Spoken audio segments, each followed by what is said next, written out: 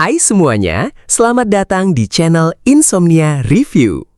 Di video kali ini, aku mau bahas kasus yang cukup mengerikan, yang mana kasus ini berawal dari hilangnya seorang wanita hamil dan baru ditemukan 2 bulan kemudian di dalam lubang tambang dalam keadaan tak bernyawa. Seperti apa kisah dari kasus ini? Silahkan simak video ini sampai selesai.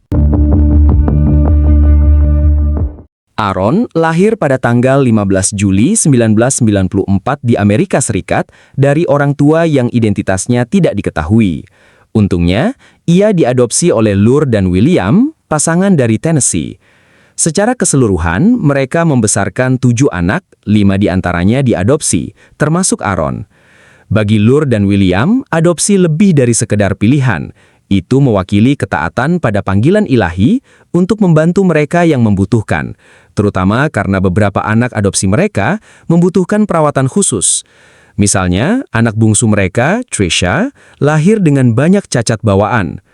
Sejak usia sangat muda, saat tumbuh di Oak Ridge, Tennessee, Aaron menunjukkan kasih sayang yang luar biasa dan tanpa syarat terhadap hewan. Ibunya dengan penuh kasih mengenang bahwa Aaron adalah satu-satunya yang mampu melatih kelinci untuk berjalan dengan tali seperti anjing. Berbelas kasih dan berhati lembut, Aaron mendapat manfaat dari menjadi bagian dari keluarga yang dekat dan mendukung, hanya menghadapi kesulitan umum yang dihadapi oleh rumah tangga biasa. Ketika Trisha meninggal pada usia 3,5 tahun, Laura dan William membimbing anak-anak mereka yang berduka untuk memahami nilai dari telah memberikan kehidupan yang penuh sukacita kepadanya. Seiring waktu berlalu, Aaron mengubah kecintaannya pada hewan menjadi kemampuan unik untuk menjinakkan kuda yang tidak dapat dikendalikan oleh orang lain. Dia memiliki seekor kuda poni bernama Riley yang dipelihara di kandang dekat rumahnya. Saat kelas 5, dia bertemu Jonathan Corwin yang 1 tahun lebih tua darinya. Awalnya mereka tidak terlalu dekat, tetapi sekitar 5 tahun kemudian, mereka mulai berkomunikasi melalui media sosial. Pada saat itu, naluri keibuan Aaron telah membawanya untuk merawat puluhan hewan, mulai dari ikan dan kelinci percobaan hingga kucing dan anjing, yang semuanya ia pelihara dan rawat. Akhirnya, Jonathan mengumpulkan keberanian untuk mengajaknya berkencan, memilih ulang tahunnya yang ke-16 sebagai kesempatan. Dengan persetujuan dari orang tuanya, hubungan mereka berkembang, dan kisah cinta mereka yang dipenuhi dengan pertukaran puisi dan aspirasi bersama, membuat mereka tampak seperti pasangan Amerika yang ideal. Setelah lulus dari sekolah menengah, Aaron mendapatkan pekerjaan di toko perlengkapan traktor setempat, mendedikasikan waktu luangnya untuk kudanya atau mencari barang di penjualan garasi bersama ibu dan saudara-saudaranya. Pada saat yang sama, Jonathan mendaftar di Marinir Infantry dan yakin akan masa depan mereka yang menjanjikan bersama. Mereka menikah di Las Vegas pada November 2012. Tahun berikutnya, Jonathan mengetahui bahwa ia akan dipindahkan ke California. Meskipun gagasan itu menggembirakan baginya dan Aaron, mereka bermaksud untuk kembali ke Tennessee Timur sesegera mungkin. Pada September 2013, pasangan yang baru menikah itu berpindah ke tempat tinggal baru mereka di pangkalan marinir di San Bernardino County. Daerah itu juga berfungsi sebagai salah satu titik akses ke Taman Nasional Joshua Tree. Di sana, mereka menjalin hubungan baru, termasuk dengan Connor dan Ening Malaki, pasangan yang tinggal di lantai dasar gedung yang sama dengan putra mereka yang masih kecil, Brian. Selama rutinitas sehari-hari, Jonathan juga menjalin persahabatan dengan sesama marinir, Christopher Brandon Lee. Putra Karen Lee dan berasal dari Anchorage, Alaska, Christopher sedang berjuang setelah kembali dari penugasan di Afghanistan. Ia tinggal di pangkalan bersama istrinya Nicole dan putri mereka yang berusia 6 tahun, Liberty. Seperti Aaron, pasangan itu memiliki minat yang sama terhadap kuda. Tak lama kemudian, ketiga pasangan itu menjadi teman dekat. Saat suami mereka bekerja, Aaron, Ening, dan Nicole akan saling berkunjung untuk makan siang dan berbincang. Ketika Jonathan, Connor, dan Christopher berada di rumah, mereka akan memasak bersama atau menonton acara televisi dan film di apartemen masing-masing. Rasanya seolah-olah setiap apartemen milik semua orang. Selain itu, Christopher dan istrinya, Nicole, menjadi sponsor untuk kuda-kuda di Roa Blanca Ranch, yang juga menampung organisasi nirlaba yang didedikasikan untuk kesejahteraan dan perlindungan hewan. Properti tersebut dimiliki oleh Isabel Megley. Tentu saja, begitu ia mengetahuinya, Aaron pun ikut terlibat dalam kegiatan tersebut. Terlepas dari tanggung jawab militer mereka, kehidupan awalnya tampak berjalan lancar. Pada awalnya, Christopher tampak cocok dengan kehidupan militer. Tetapi seiring waktu, marinir lain mengamati bahwa ia sering menunjukkan kombinasi kekacauan dan ketidakuahan saat menangani senjata. Seorang perwira atasan akhirnya menegurnya karena memperlakukan senapan dan peluncur roket seperti mainan, yang menyebabkan Christopher mendapatkan reputasi sebagai orang yang ceroboh. Bagi keluarga Corwin, kehidupan sehari-hari jauh dari keluarga mereka masing-masing menghadirkan tekanan yang mendorong hubungan mereka melampaui tahap bulan madu yang riang. Usia muda mereka juga berarti mereka kurang siap menghadapi realitas pernikahan, yang menyebabkan seringnya pertengkaran tentang keuangan dan saling tuding tentang pengeluaran berlebihan. Namun, ketika Aaron mengetahui bahwa Nicole hamil, semua tekanan dan kebencian antara dia dan Jonathan menghilang. Nicole sangat gembira sehingga dia mengumumkan kabar tersebut dengan unggahan berwarna biru dan merah muda di akun media sosialnya. Sayangnya, baru beberapa minggu kemudian, Aaron mengalami keguguran yang membuat Nicole hancur secara emosional. Situasi semakin buruk karena ketidakhadiran Aaron yang berulang kali akibat latihan militer jauh dari pangkalan, yang menciptakan jarak emosional dan fisik tambahan karena Nicole merasa Jonathan tidak dapat menghiburnya. Akibatnya, keretakan dalam pernikahan mereka tidak hanya muncul kembali, tetapi juga semakin melebar. Selama momen-momen kebersamaan mereka, Christopher mengamati Aaron dan dengan mudah melihat kesedihan mendalam yang tercermin di wajahnya. Sejak saat itu, ia mulai menghabiskan lebih banyak waktu sendirian dengan Aaron tanpa kehadiran Nicole. Pada suatu minggu malam di bulan Februari 2014, keluarga Lee mengunjungi keluarga Corwin di apartemen mereka. Jonathan dan Nicole memutuskan untuk menonton episode serial televisi zombie. Namun Aaron, yang terganggu oleh kekerasan dalam serial tersebut, memilih untuk tidak ikut menonton. Alih-alih tetap bersama istrinya, Christopher menemani Aaron ke kamar tidur utama untuk bermain video game, duduk berdua di lantai berdampingan. Mereka bermain selama beberapa menit hingga salah satu dari mereka menghentikan permainan dan mereka saling memandang. Tanpa peringatan, mereka berciuman untuk pertama kalinya. Meskipun singkat, momen keintiman itu mengubah segalanya, dan mereka memulai perselingkuhan yang dengan cepat semakin intens. Tak lama kemudian, Aaron dan Christopher membahas tentang meninggalkan pasangan masing-masing dan seberapa baik Christopher akan memenuhi peran sebagai ibu tiri bagi Liberty, yang sering diasuhnya. Sementara itu, Nicole menyadari semakin jauhnya sikap suaminya, dan akhirnya memeriksa ponselnya, menemukan pesan-pesan yang dipertukarkan antara Christopher dan Aaron. Nicole sangat marah dan menghadapi Christopher dengan serangkaian kata-kata kasar yang berlangsung selama jam-jam. Namun ia tidak berhenti sampai di situ. Ia juga memberitahu Jonathan tentang perselingkuhan itu, memicu konfrontasi hebat yang berlanjut sepanjang malam. Ketika Aaron mencoba pergi, Nicole dengan mata menyala-nyala karena marah, meneriakkan ancaman ke arahnya. Aaron dan Christopher mengakhiri perselingkuhan mereka, tetapi setelah beberapa minggu, mereka kembali bertemu secara diam-diam. Sekitar periode ini, Christopher membuat puisi untuk Aaron, menyemangatinya untuk tidak kehilangan harapan. Pada saat yang sama, tanpa menyadari bahwa pengkhianatan itu masih berlanjut, Jonathan bertekad untuk menyelamatkan pernikahannya. Kemudian, pada tanggal 22 Juni 2014, saat Aaron dengan gugup menantikan kunjungan pertama ibunya ke California, dia menyadari bahwa dia hamil lagi. Kali ini tanpa diragukan lagi mengandung anak Christopher. Meskipun dia tidak mengumumkannya di media sosial, dia memberitahu Christopher.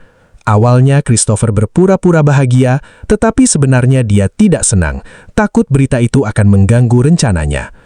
Meskipun telah berjanji untuk membangun masa depan bersama dengan Aaron, Christopher tidak pernah berniat meninggalkan istrinya dan sangat takut dengan bagaimana Nicole akan bereaksi terhadap kehamilan itu. Masa baktinya di marinir akan segera berakhir.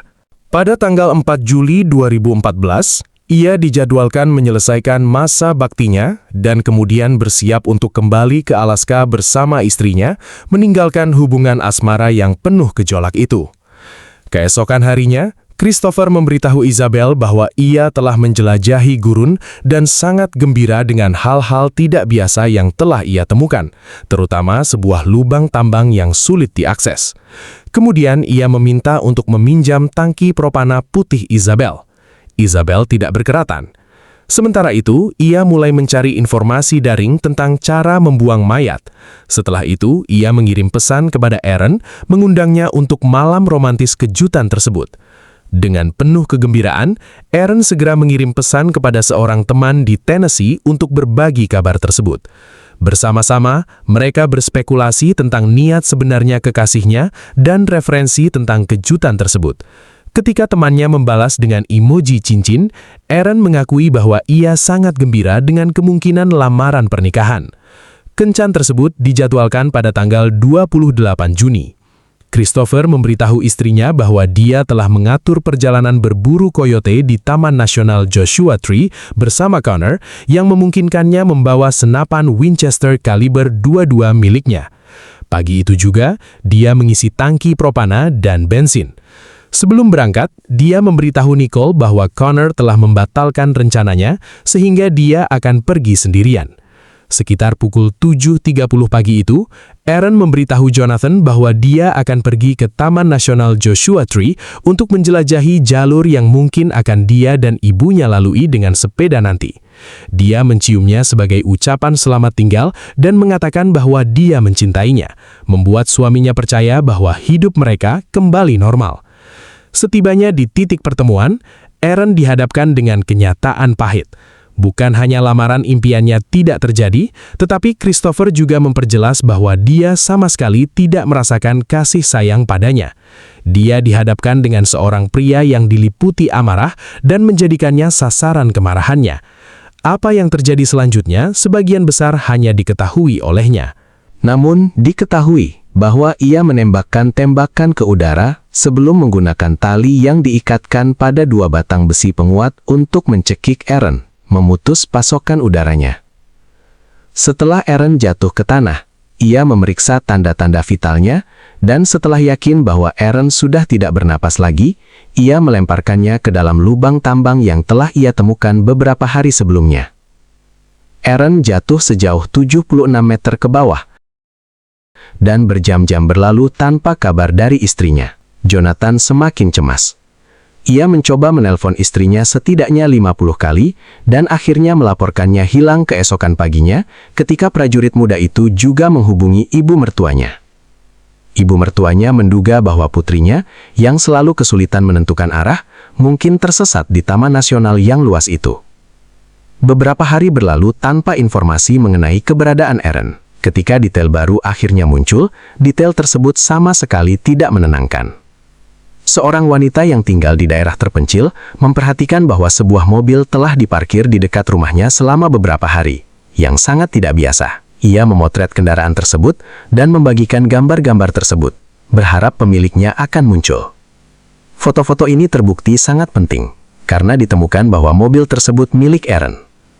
Ketika polisi memberitahu keluarga Aaron bahwa mobilnya ditemukan terbengkalai beberapa kilometer di utara taman, ibunya merasakan sakit yang menusuk di hatinya.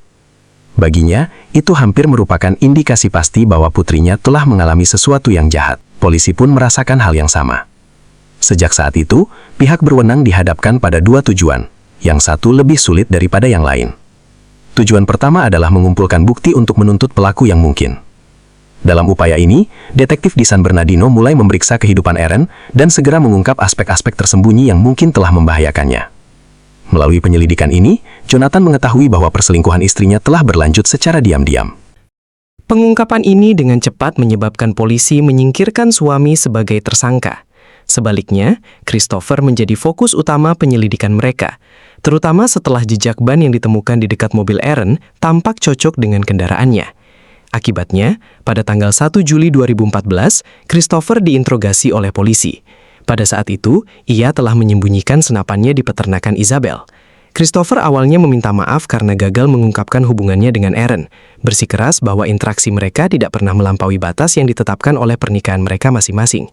Kemudian, secara tak terduga, ia mengklaim bahwa Aaron telah curhat kepadanya tentang menjadi korban kekerasan dalam rumah tangga.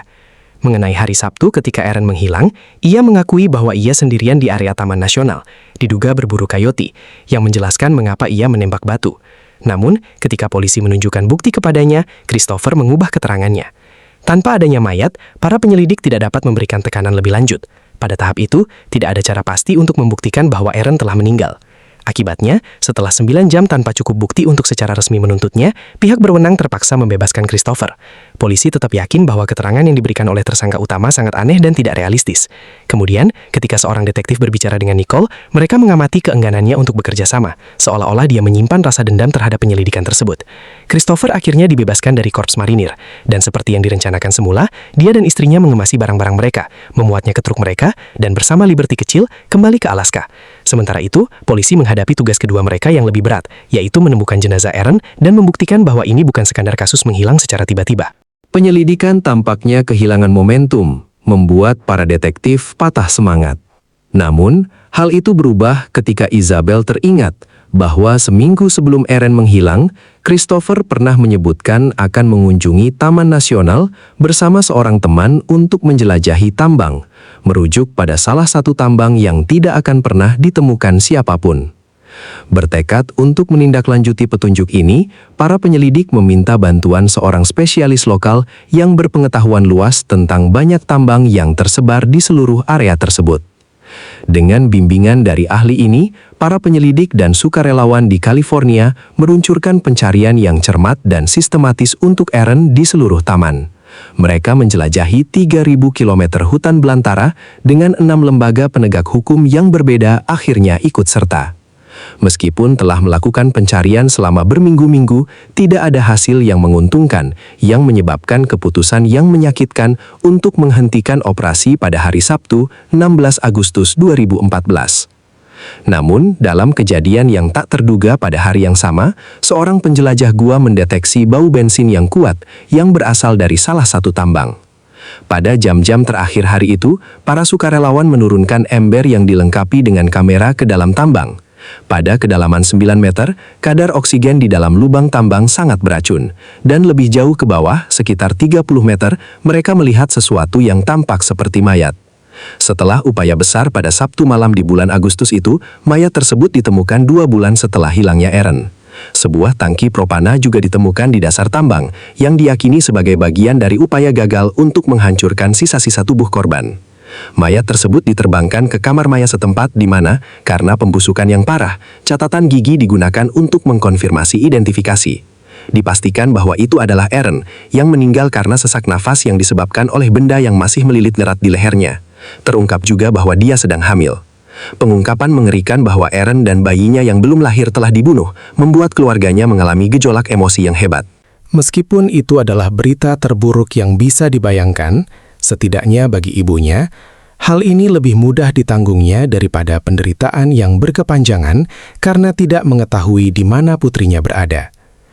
Untuk saat ini, satu-satunya harapannya adalah agar jenazah Aaron dikembalikan ke Tennessee untuk dimakamkan secara layak.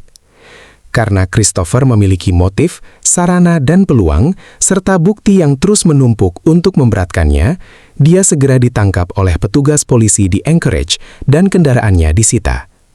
Di dalam mobil, di bawah kursi penumpang, pihak berwenang menemukan benda buatan sendiri yang mirip dengan yang ditemukan di leher Harun.